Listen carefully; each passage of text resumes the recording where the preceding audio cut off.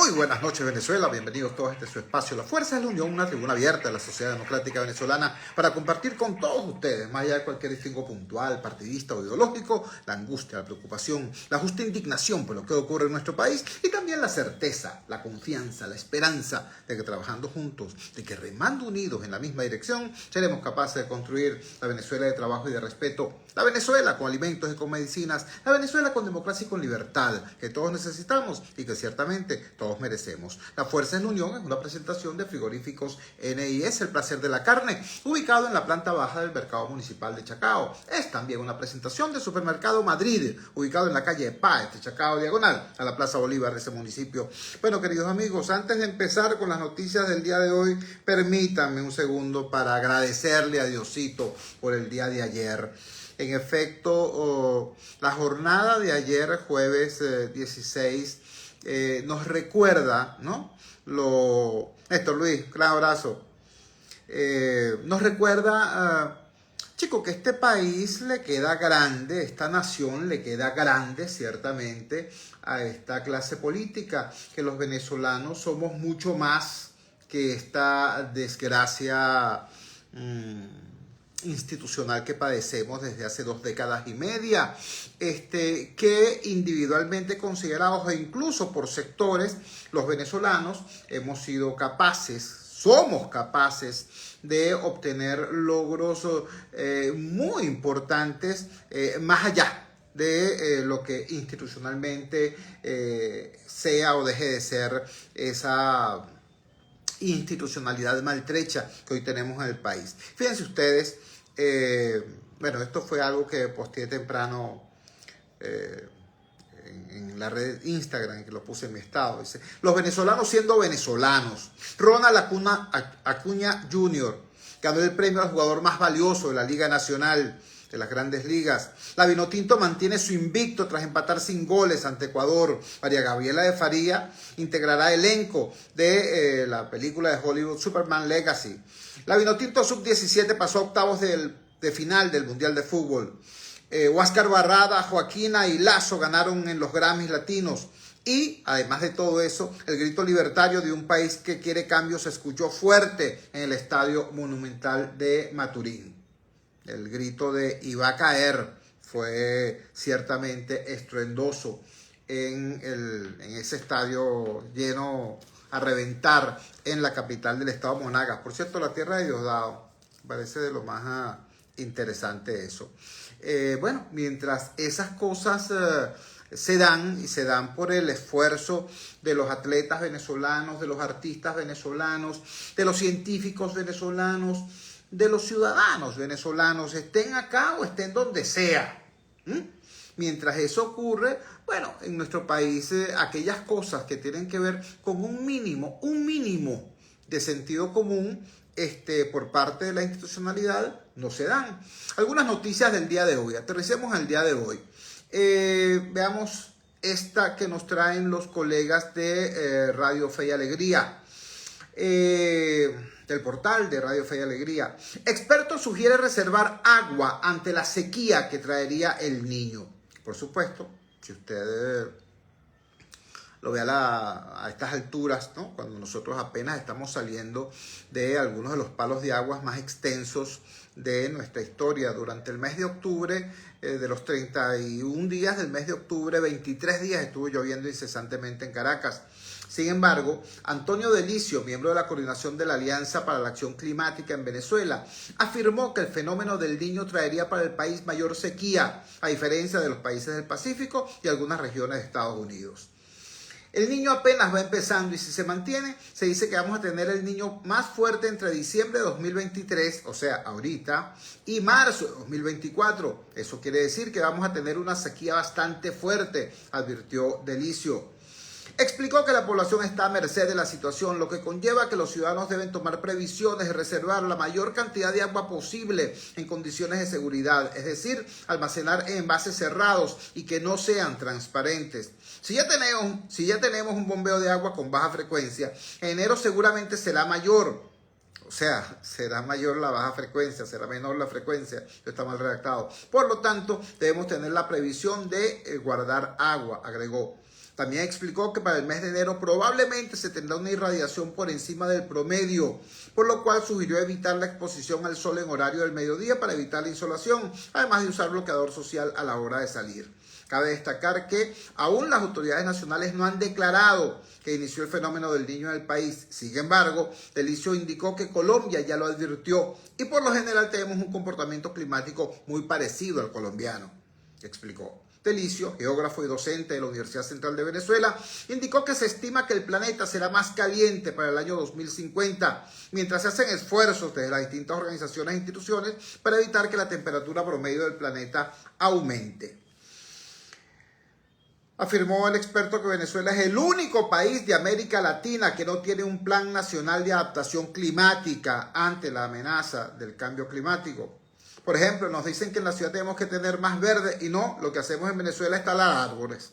Un país debe pensar en instrumentos de construcción que no sean cemento ni asfalto, que son grandes concentradores de calor. Hay que empezar a buscar otras alternativas que no sean grandes almacenadores de calor. Un país que se adapte al cambio climático debería estar protegiendo sus cuencas altas que alimentan a los ríos y cuidar el rubro como el arroz que necesita de mucha agua. Acá en vez de cuidar nuestras cuencas altas, las estamos destruyendo con el arco minero del Orinoco. Bueno, esa es la información que nos dan nuestros colegas del portal de Radio Fe y Alegría. Hay que cuidar el agua. Eso plantea ciertamente la necesidad de un esfuerzo de sociedad, pero también de Estado. ¿Por qué digo Estado? Bueno, porque no se puede almacenar agua de cualquier manera. El almacenaje de agua sin las debidas precauciones simplemente transforma entonces a toda la estructura urbana en un gigantesco criadero de zancudos patas blancas. Porque los zancudos patas blancas, que como ustedes saben, es un insecto multivector. El patas blancas transmite dengue, chikungunya, zika, bueno, ¿qué te puedo decir? Entonces, habría que enseñar a la gente, ¿no?, cómo almacenar el agua, cómo abatizar el agua almacenada. Todo eso implica un esfuerzo que aquí ni se está haciendo, ni se está previendo, ni se está dibujando siquiera. Por el contrario, lo que se está haciendo es derrochando agua. Hoy, los colegas de Impacto Venezuela nos traen una foto demasiado dura. Hubo una ruptura de un tubo matriz en Caricuao, en mi parroquia. Imagínate tú, Caricuao, parroquia ecológica de Venezuela. Se rompió un tubo matriz y soltó un chorro de 15 metros de altura. Eso es más o menos la altura de un edificio de 7 pisos. Imagínense ustedes la cantidad de agua que allí se perdió. Se inundó, por cierto, la estación del metro zoológico. Voy al texto. Los habitantes del sector Caricuao al suroeste de Caracas amanecieron inundados este viernes cuando un tubo matriz de aguas blancas se rompió y provocó un inmenso chorro de por lo menos 15 metros. El evento ocurre en las inmediaciones de la estación zoológico, la cual es bien transitada, por lo que tanto transeúntes como vehículos tuvieron que sortear las aguas. Bueno, después viene un rosario de informaciones explicando que en Caricuao, como en muchísimas otras partes de nuestra ciudad y de nuestro país, la frecuencia y la potencia con la que llega el vital líquido es más bien extremadamente precaria. Entonces, repito, contrasten una cosa y la otra, contrasten el alerta que hace este experto, profesor de la UCB, geógrafo, integrante de la Alianza Climática por Venezuela, sobre la necesidad de cuidar el preciado líquido, de proteger el preciado líquido y, por el contrario, preservar tanto el agua almacenada en los hogares como las cuencas altas donde se alimentan nuestros principales ríos. En lugar de eso tenemos una red de aguas blancas. Estoy hablando de Caracas, ojo. Estoy hablando de Caracas. Imagínate tú cómo puede ser la situación en la Venezuela profunda. El acueducto de Caracas es una joya de ingeniería. El sistema Tuy es una joya de ingeniería. Traer el agua desde el río Tuy hasta la cota, la cota 960, 980, 970, ¿no?, donde está Caracas, ¿no? Es decir, casi 1000 metros sobre el nivel del mar, implica el TUI 1, el TUI 2, el TUI 3, un sistema extremadamente complejo de tuberías y bombas que permitan que el líquido ascienda. Pero quienes diseñaron este sistema en esa cosa que según el gobierno fue horrorosa, ¿no? La Cuarta República. Quienes diseñaron eso, quienes lo construyeron, quienes lo pusieron a funcionar, ¿no?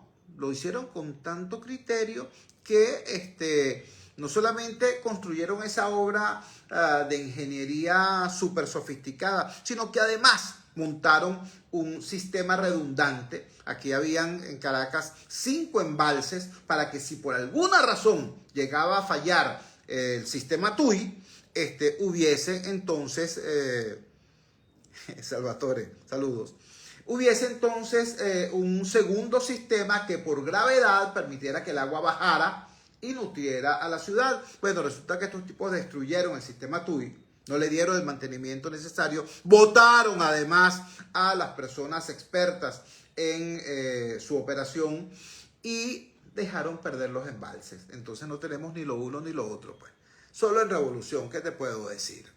Luego de ver esta situación, esta advertencia del experto Delicio en materia ambiental, luego de ver la triste realidad de nuestra red de aguas blancas, hay una noticia importante.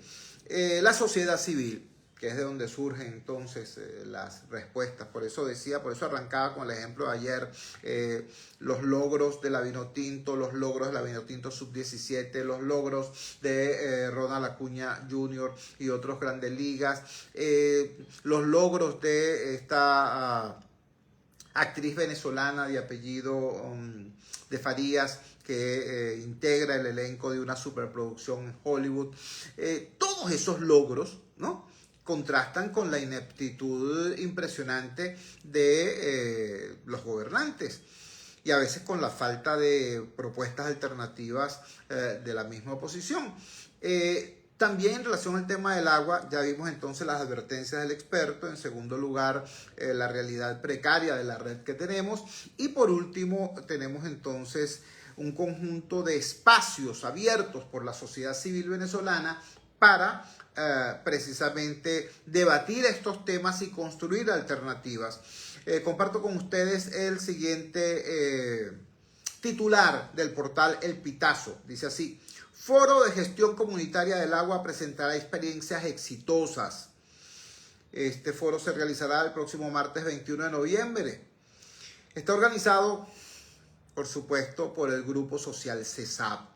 El Grupo Social CESAP, el Centro de Servicio de la Acción Popular, es una super ONG, por llamarlo de alguna manera, en realidad una federación de organizaciones de desarrollo social que, inspiradas un poco en el discurso de la Iglesia y bajo la aducción del ya desaparecido padre Armando Janssen, bueno, se convirtió en una herramienta extraordinaria para empoderar las comunidades. Dice así el texto: este martes 21 de noviembre se realizará en la sede del Grupo Social CESAP, Centro de Servicio de la Acción Popular, en San José del Ávila, el foro Gestión Comunitaria del Agua, como actividad final para este año del proyecto La Gente Propone, que es el principal proyecto corporativo del Grupo Social CESAP. Es un observatorio de políticas públicas que se ejecuta en 12 municipios del país. El evento será propicio para evaluar en conjunto diversas experiencias en Venezuela, en las que las comunidades, de la mano de organizaciones no gubernamentales y con el concurso también del Poder Público Municipal, se han puesto de acuerdo y han asumido el control y la administración de acuíferos y de los sistemas de distribución, logrando resultados satisfactorios para las propias comunidades. También se presentarán los resultados de las encuestas que en estos 12 municipios se han realizado a lo largo de 8 meses a más de 8.000 ciudadanos y que tienen que ver con el grado de satisfacción con el asunto público agua potable, así como las líneas de solución que los mismos ciudadanos proponen para este tema. Según el último corte de estas encuestas realizado en julio, en la mitad del periodo evaluado, el agua potable era el asunto público que más dolores de cabeza causaba a la ciudadanía, incluso por encima de algunos muy críticos como el aseo urbano o la electricidad. El Foro Gestión Comunitaria del Agua contará, entre otros, con la presencia de José María de Viana, experto en empresas hidrológicas y expresidente de Hidrocapital, quien compartirá en el panel inicial con la presidenta del Grupo Social CESAP, Diana Vegas. Asimismo, se presentarán experiencias en Barlovento, Lara y Distrito Capital, que implican manejo de agua desde las comunidades. Al foro están invitados representantes gubernamentales, del mundo político, ONG, hidrológicas, comunidades y medios de comunicación. Explico por qué cito esto. Bueno, creo que es un ejemplo clarísimo de lo que estamos planteando desde el inicio del programa. Nos referíamos a esa jornada espectacular que fue el día de ayer, donde se puso de manifiesto el talento de nuestros artistas, la disciplina y formación de nuestros atletas, la calidad de nuestros actores y actrices. O sea, todo lo que, el conjunto de éxitos que ayer en apenas 24 horas estos venezolanos, gente común y corriente, no dirigentes políticos, no referentes corporativos, habían logrado para alegrarles la vida a los venezolanos con una jornada espectacular. Decíamos entonces, el ciudadano está muy por encima de sus supuestos dirigentes. Agarramos un tema álgido, un tema crucial. No hay tema más importante que el de los servicios públicos. Los servicios públicos son la primera herramienta del ciudadano para salir de la pobreza. Quien tiene recursos resuelve su vida con sus propios recursos. Quien tiene con qué tener guardaespaldas, carro blindado, garita en la puerta de la urbanización, cerco eléctrico alrededor de su edificio, quien tiene esos recursos puede quizás no interesarle demasiado el tema de la crisis de ese servicio público fundamental que es la seguridad ciudadana. Pero el ciudadano de a pie necesita que los servicios públicos funcionen, porque si no está a la intemperie.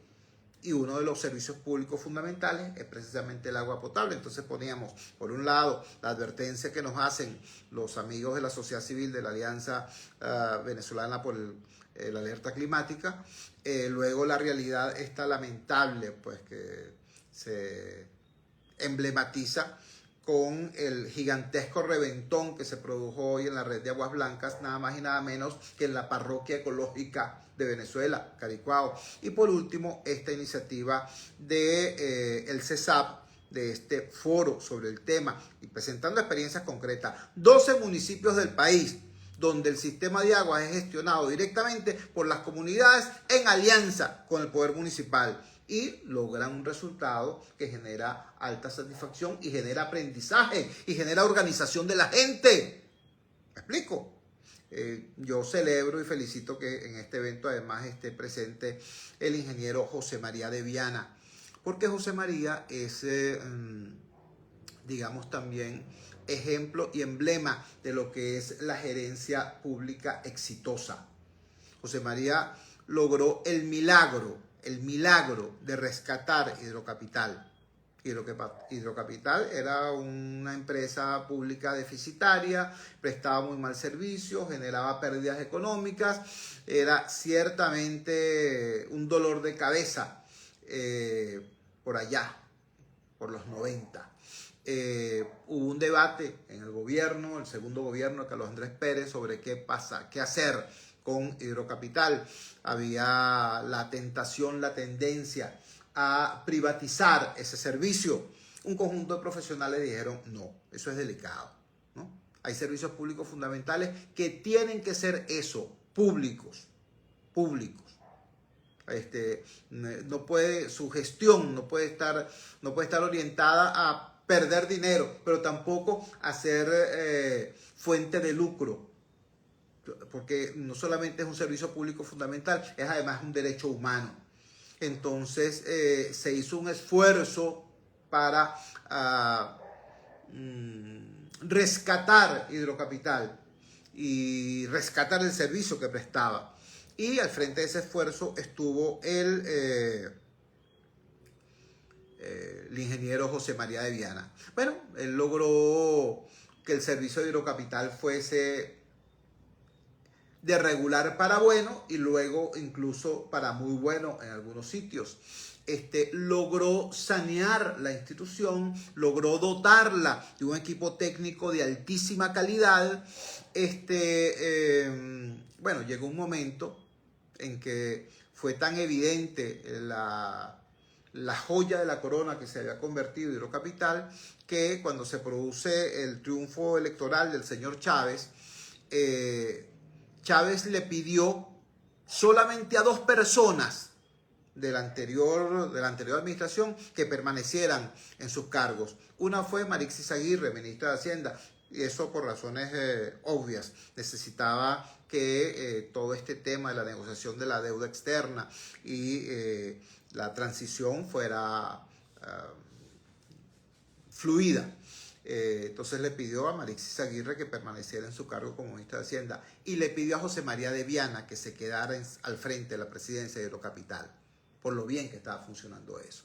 Bueno, con el paso del tiempo, personas que estaban en el equipo de Chávez se dieron cuenta de que Hidrocapital funcionaba tan bien, que estaba dando ganancias en dólares. Ganancias en dólares, caballo. Entonces, bueno, se pusieron a hacerle la guerra al equipo de José María hasta que lograron la salida de José María de Viana de allí. Pusieron ahí una gente que no tiene la menor idea de lo que es gestionar un servicio público tan necesario y tan delicado. Le pusieron la mano, bueno, lo esquilmaron, lo destruyeron y hoy Hidrocapital es lo que es, ¿no? Ellos mismos lo dicen, es una herramienta de la revolución. Ese es el eslogan de Hidrocapital hoy. No es un servicio público, no es un derecho de la gente, no, es una herramienta de la revolución. Y como todas las herramientas de la revolución, bueno, no sirve para nada, pues, ¿qué te puedo decir? Sigamos con las informaciones pertinentes del día de hoy y entonces es necesario, hablando justamente de lo que es la conducta de los gobiernos, no solamente del gobierno de este país frente a los ciudadanos, un titular que parece que les da orgullo, ¿no? A unos cuantos. Estados Unidos ha deportado más de 380,000 migrantes irregulares desde mayo de este año. Este es un cable de despacho de la agencia La Voz de América, que fue también reproducido por diversos medios nacionales. Dice así el texto. El Servicio de Inmigración y Control de Aduanas de Estados Unidos informó que en los últimos 7 meses han facilitado la deportación de más de 380,000 migrantes irregulares que no lograron demostrar una base legal para permanecer en ese país. Este miércoles las autoridades migratorias de Estados Unidos realizaron múltiples vuelos de expulsión a Centroamérica y Colombia de personas que incluían adultos solteros y unidades familiares. Todas las personas que son removidas han sido examinadas por motivos de protección, aseguraron las autoridades en comunicación escrita. Los migrantes sometidos al proceso de deportación recibieron supuestamente el debido proceso ante jueces de inmigración en los tribunales. Recientemente el gobierno estadounidense reanudó las deportaciones directas a Venezuela en un intento de frenar la migración irregular de esos nacionales a través de la frontera sur del país.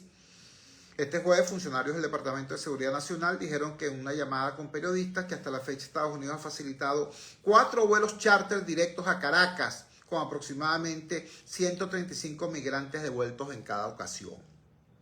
Yo debo recordar que en esta medida adoptada se está violando el derecho al asilo. Se está violando el derecho al asilo. No lo digo yo, lo ha dicho Amnistía Internacional, lo ha dicho WOLA, la Oficina de América Latina en Washington, lo han dicho Human Rights Watch, las más connotadas organizaciones de derechos humanos, esas mismas organizaciones, por cierto, de las cuales se queja amargamente Maduro y de las que se quejaba Chávez. Esas mismas organizaciones han dicho que este cambio en la política de la administración Biden sobre el tema migratorio viola los derechos de los migrantes a solicitar asilo y a ser tratados como refugiados. En el caso de Venezuela, debo recordar con sorpresa, con indignación y con rabia que un alto funcionario del Departamento de Estado llegó a decir que iban a iniciar las deportaciones masivas de migrantes venezolanos a Venezuela porque ya en Venezuela había condiciones seguras para que ellos regresaran. ¿Sí? Eso no lo dijo Diosdado Cabello, no lo dijo Jorge Rodríguez, lo dijo un alto funcionario de la administración Biden. Bueno, les traigo este titular de hoy porque también hoy hay otros titulares sobre el tema. Comparto con ustedes el de el diario Primicia. Venezolanos que regresaron de Islandia denuncian atropellos. Voy al texto. Con disgusto y exasperación, así fue el recibimiento de un grupo de venezolanos que retornaron al país desde Islandia este miércoles tras haberles sido negado el asilo político en la tercera isla más grande del Océano Atlántico. Un total de 180 venezolanos habrían vuelto en un vuelo de repatriación costeado por el gobierno islandés. Ellos denunciaron sufrir presuntos maltratos al no ser permitidos de salir del aeropuerto, supuestamente por razones de salud, según un funcionario del Aeropuerto Internacional de Maiquetía. Familia, no nos quieren dejar salir, nos quieren llevar en autobuses para no se sabe qué lugar, a estar incomunicados por allá y después que nos dejan y después supuestamente nos van a dejar salir, pero eso es mentira, porque arriba hay familias viniendo a buscar a la gente y no los quieren dejar salir. Se escuchó en uno de los videos.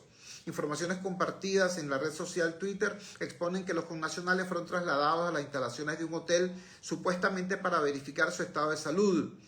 Aparentemente, pese en contra de su voluntad, familiares provenientes de distintas partes del país estarían siguiendo los buses donde son movilizados.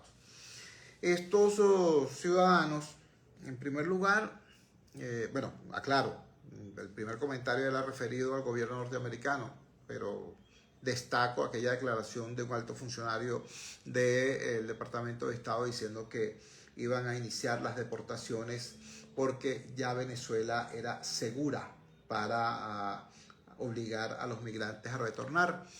El caso de estos venezolanos, ellos no vienen de Estados Unidos, ellos vienen de Islandia. En Islandia hubo un cambio en la legislación sobre el tema migratorio y a partir de ese cambio se produjeron estas expulsiones. ¿Sí? Si bien fueron expulsiones, digamos, negociadas, el gobierno de Islandia creó un programa de apoyo a la repatriación. Estos vuelos fueron financiados por el gobierno de Islandia. Es decir, el gobierno de Islandia, a pesar de que estaba tratando con migrantes venezolanos que no reunían los requisitos para permanecer en ese país, trató a nuestros nacionales bien.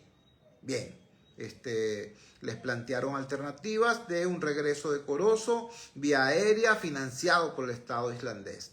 El problema es cuando llegan de estas denuncias, para que tengan más o menos idea de lo seguro que es este país para un migrante obligado a regresar.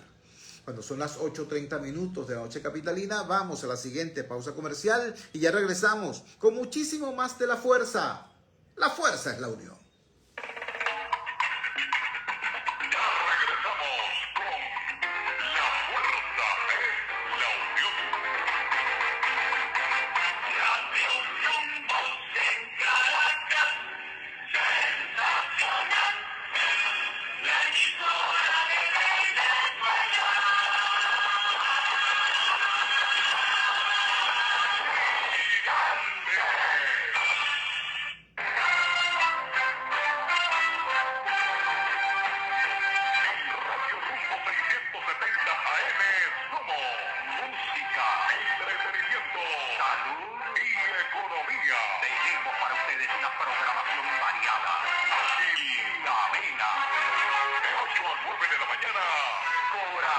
De Venezuela, con Ricardo Gallardo, de 9 a 10 de la mañana, Ecopráctica, con Fernando Jauregui, de 10 a 11 de la mañana, Hora Especial, con Carlos Alberto Quintero, de 11 a 12 del mediodía, Orientación Jurídica, con la doctora María Elena Zulbarán, y a las 12 del mediodía, de Buena Fe, con el padre Marcos Linares.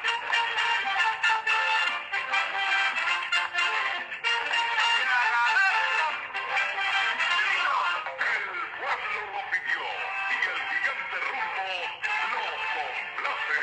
Jesús Rafael Zulbarán, la voz del pueblo, el mejor de habla hispana. Sábados y domingos de 3 a 6 de la tarde. Y a las 6, Historia de la Salsa con Orlando Carmona. Y cerrando con la alegría, la nostalgia y el amor en Rumbos de Medianoche. Esta es la programación más completa y divertida del gigante Rumbo, con nuestro mejor amigo, el pueblo.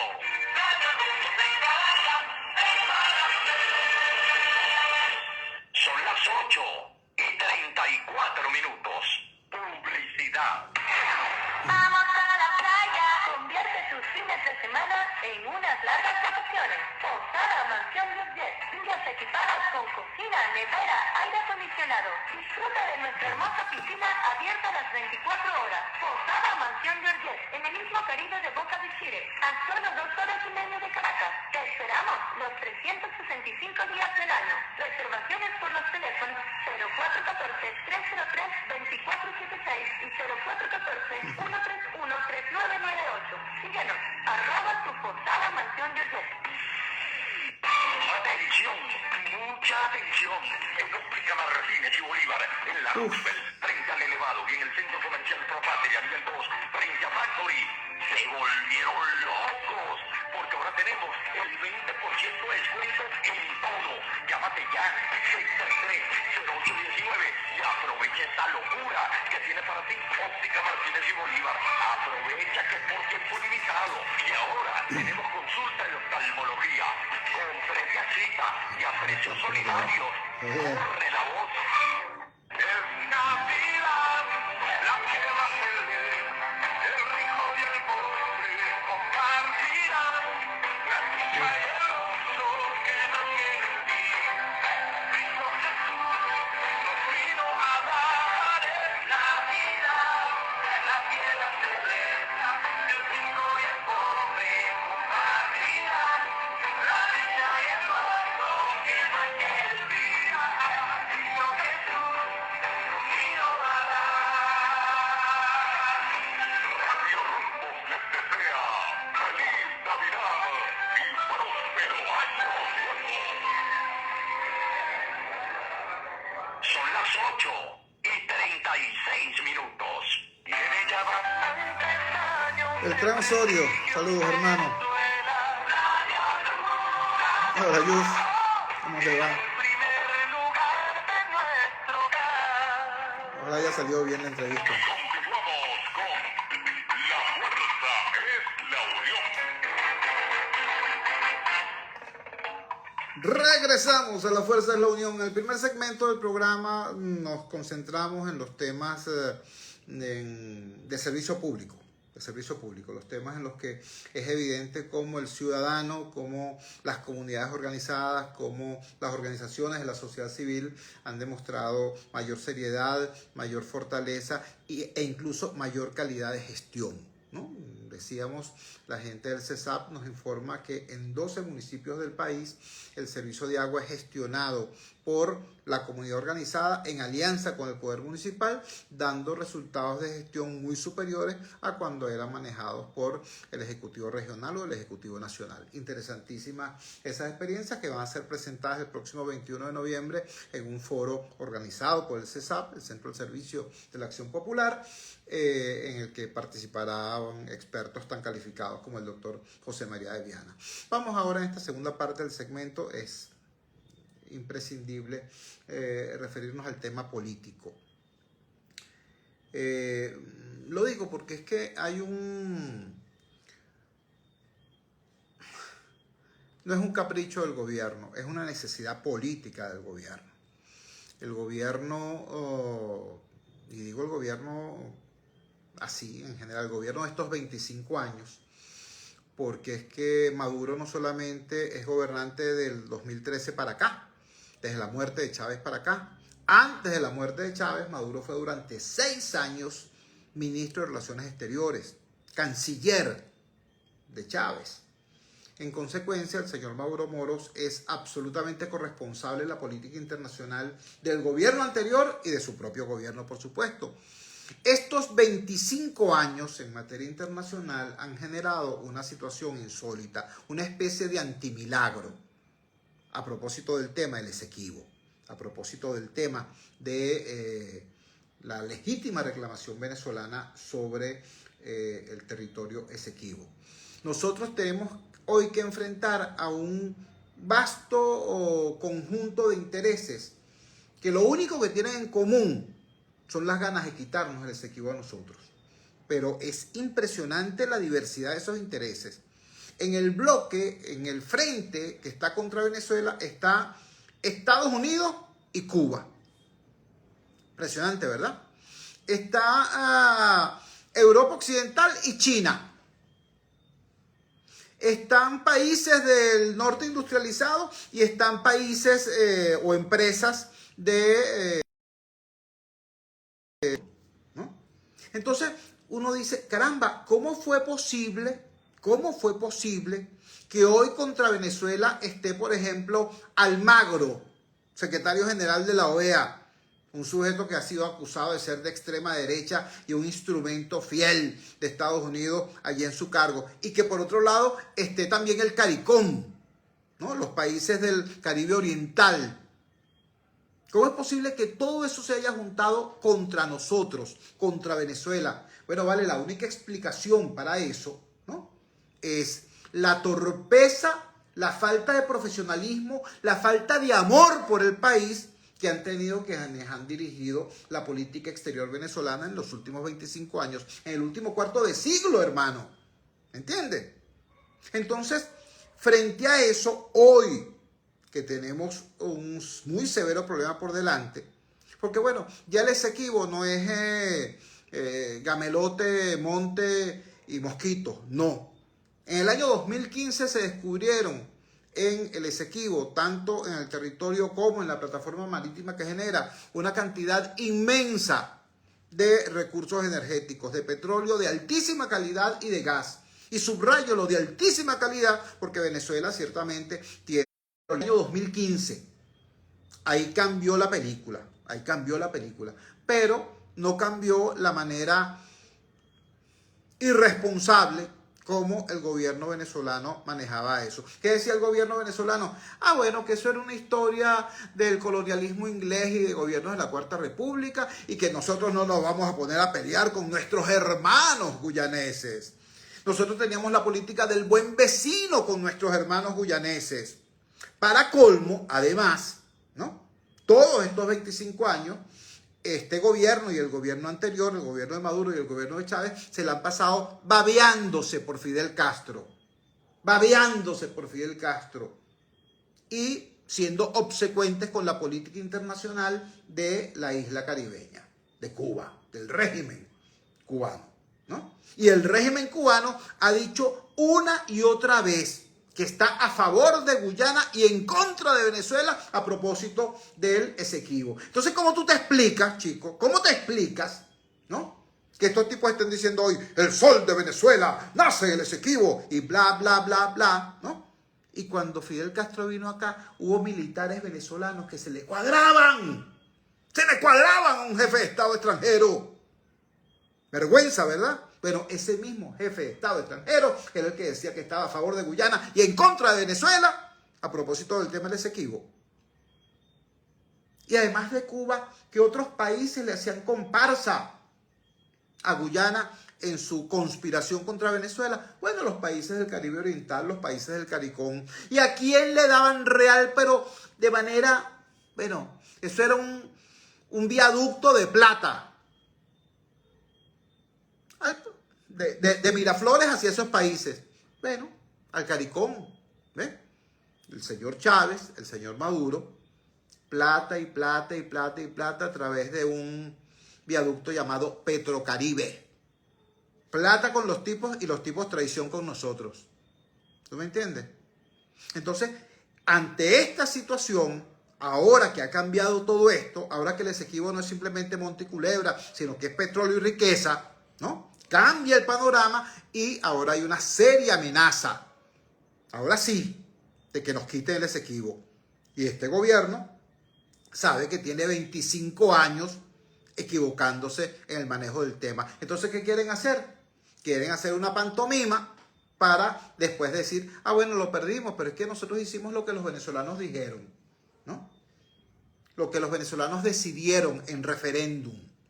Y convocan esta cosa que están convocando ahorita. ¿Ves? Eso es lo que está ocurriendo. Este referéndum es una forma de trasladarle la responsabilidad que tienen ellos como gobierno al ciudadano y después decir, ah, no, pero es que eso fue lo que los ciudadanos decidieron. ¿A qué responsabilidad me refiero? Mira, a dos temas muy sencillos. La integridad territorial. Defender la integridad territorial y ejercer la soberanía. Eso no se discute. Eso no se somete a referéndum. Eso no se consulta. Esos son deberes constitucionales del Estado. Y el gobierno no es otra cosa que la representación temporal del Estado. ¿Entiende? Ah, pero creo que ya les he dado el contexto de por qué el gobierno, en vez de hacer lo que tiene que hacer, monta esta pantomima. Bueno, yo creo, y lo he dicho también públicamente, creo que la oposición política se equivoca. La oposición política, concretamente ese sector denominado Plataforma Unitaria, el mismo sector que viene a obtener una victoria muy importante, que convocó unas primarias a las que asistió un gentío y eligieron en forma clamorosa a su candidata presidencial. Ellos, ¿no?, que vienen de obtener ese éxito, ahora decidieron no decidir. Tal cual. Sacaron un comunicado con 7 puntos, 6 puntos de generalidades y el séptimo punto decía, bueno, que cada quien haga lo que quiera. Que cada quien haga lo que quiera. Respetamos el libre albedrío del ciudadano. De las propuestas, de los planteamientos, de las opciones que nos presenten las fuerzas políticas. Porque si no, ¿para qué existen esas fuerzas políticas? ¿Para qué existen esas direcciones políticas? Para dirigir. Porque uno solamente puede defender aquello que conoce. ¿Ves? Entonces, si bien yo creo, repito, que el referéndum como mecanismo no es conveniente por una sencilla razón. Si es necesaria la unidad nacional, a propósito del tema del Esequibo, lo peor que tú puedes hacer es montar una competencia en la que van unos a votar de una manera y otros de otra. Va a haber unos ganadores y unos derrotados. ¿Ves? Un referéndum es como hablar en Venezuela del divorcio. ¿Ves? En Venezuela no hay posibilidad de divorciarse de mutuo acuerdo, ¿no? Siempre tiene que haber un demandado y un demandante. Un agredido y un agresor, por así decirlo, ¿no? Para que se pueda disolver el vínculo matrimonial sin mucho debate, hay que esperar una cantidad de años y entonces hay un artículo específico del código que permite entonces de esa forma disolver sin mayor conflicto el vínculo matrimonial, pero repito, hay que esperar unos cuantos años. Para hacer un divorcio rápido tiene que haber, repito, un demandado y un demandante. Bueno, algo así pasa con el referéndum. Si tú convocas un referéndum, entonces viene la división entre quienes creen que el referéndum es necesario y quienes no lo creen necesario. Entre quienes quieren votar sí a todas las preguntas y quienes tienen reservas con alguna de esas preguntas. Entonces pasa lo que está ocurriendo ahorita. El gobierno acusa de traidores de la patria, a quien no esté completamente de acuerdo con lo que ellos dicen, y quienes están en contra del referéndum acusan de gobiernero a todo aquel que esté dispuesto a expresar su opinión en ese marco. Es decir, el referéndum es un elemento que en vez de unir, divide. Yo lo dije con claridad, el Esequibo nos une, pero el referéndum divide. Ahora, ya es un hecho consumado, ya se produjo la convocatoria formal del referéndum, es un hecho político. ¿Qué tendría que hacer entonces las fuerzas políticas? En mi humilde opinión, tendrían que entonces participar de la campaña diciéndole la verdad a la gente, diciéndole en primer lugar de dónde surge el diferéndum, cómo se origina el tema de la usurpación inglesa de nuestro territorio, ¿no? ¿Qué pasó en el laudo de 1899? ¿Cómo nos robaron? ¿Cómo un ruso montó una trampa para robarnos? ¿Ves? Eso hay que decirlo. ¿Cómo se llega luego al Acuerdo de Ginebra gracias a la presión de los gobiernos democráticos venezolanos? ¿Ves? ¿Cómo gracias a esos gobiernos democráticos se mantiene esa presión, se llega al protocolo de Puerto España y luego se denuncia el protocolo de Puerto España? Todo eso hay que explicárselo a la gente. Y también hay que explicarle después cómo a partir del año 1999-2000, Chávez empieza a decir, no, vale, esa es una reclamación que nosotros no vamos a permitir que se interponga en nuestra relación de hermandad con nuestros hermanos guyaneses, con nuestros camaradas guyaneses, ¿no? Nos querían poner a hacer la guerra con Guyana, no, vamos a darle besitos a los guyaneses, y los guyaneses felices, por supuesto. Porque mientras esos gobiernos venezolanos de Chávez y de Maduro estaban dándole besitos a los guyaneses seguían trabajando para quedarse en el Esequibo y para cogerse el Esequibo. Eso hay que decirlo. Y bueno, les cuento todo esto porque otro de los titulares que circularon hoy es una declaración del señor Diosdado Cabello. Dice así: Cabello llama a la oposición a reclamar públicamente a Estados Unidos su apoyo a Guyana. Voy al texto. El primer vicepresidente del Partido Socialista Unido de Venezuela, PSUV, Diosdado Cabello, se encuentra actualmente en una gira nacional para promover la participación en el referéndum del 3 de diciembre sobre el Esequibo. En un evento llevado a cabo el viernes 17 de noviembre, Cabello encabezó una marcha en la península de Paraguaná junto al gobernador de Falcón, Víctor Clark. En esta marcha participaron simpatizantes del chavismo, partidos de la oposición moderada representada en la Asamblea de 2020 y militares. Imagínate tú. Durante su discurso desde una tarima, Cabello criticó una vez más a la oposición por no tomar una postura clara en torno a la consulta popular y la defensa del reclamo territorial. Según él, esto se debe a que no quieren entrar en polémica pública con el gobierno de Estados Unidos. Asimismo, instó a la dirigencia del antichavismo a reclamar públicamente a la Casa Blanca su apoyo a Guyana en la disputa limítrofe. Cabello también calificó de vendepatria a los opositores que apoyan la vía de la Corte Internacional de Justicia para resolver la controversia territorial entre Venezuela y Guyana. Actualmente, la Corte Internacional de Justicia está evaluando las medidas cautelares solicitadas por Guyana para impedir la realización del referéndum consultivo. Cabe destacar que en este Tribunal de Naciones Unidas se está llevando a cabo un juicio para determinar la validez del laudo arbitral de París de 1899, el cual otorga la razón a Guyana en la disputa. Bueno, señores, esto creo que es el mejor ejemplo de lo que estábamos diciendo antes, ¿no? Que en plena situación, repito, crítica para nuestro país, después de 25 años de errores, después de 25 años en los que la política exterior de Venezuela ha estado subordinada no al interés nacional, sino al interés del PSUV, al interés del liderazgo personalista de Chávez, al interés de un proyecto ideológico. Después de toda esa cantidad de errores, hoy estamos enfrentados no a Guyana, chico, no a Estados Unidos, pana, no a la ExxonMobil, no solo a la ExxonMobil, a Estados Unidos, a Guyana. No vale, estamos enfrentados al mundo, hermano. Hay que decirlo con claridad. El jefe de la conspiración en el Caribe contra el legítimo interés de Venezuela en el Esequibo no era Guyana, era compañías norteamericanas. La Chinook, que es la compañía china más importante en materia de explotaciones petroleras costa afuera, está allí. Era la segunda más importante después de la Exxon, ahora es la tercera porque la Chevron se metió. Entonces no me vengan a decir que simplemente Estados Unidos no es Estados Unidos y Cuba. No me digan que simplemente la Exxon, no, es la Exxon y China. Es decir, no sigamos manejando esto en los términos estrechos, miopes del discurso politiquero del gobierno o del PSUV. Este es un problema nacional. y como tal tenemos que asumirlo. ¿Qué significa asumirlo? Bueno, significa pelear por nuestros derechos, luchar por nuestros derechos. ¿Luchar cómo? Con balandronadas militaristas, con amenazas de supuestas acciones bélicas para recuperar lo nuestro. No vale. No tenemos cómo, no tenemos con qué.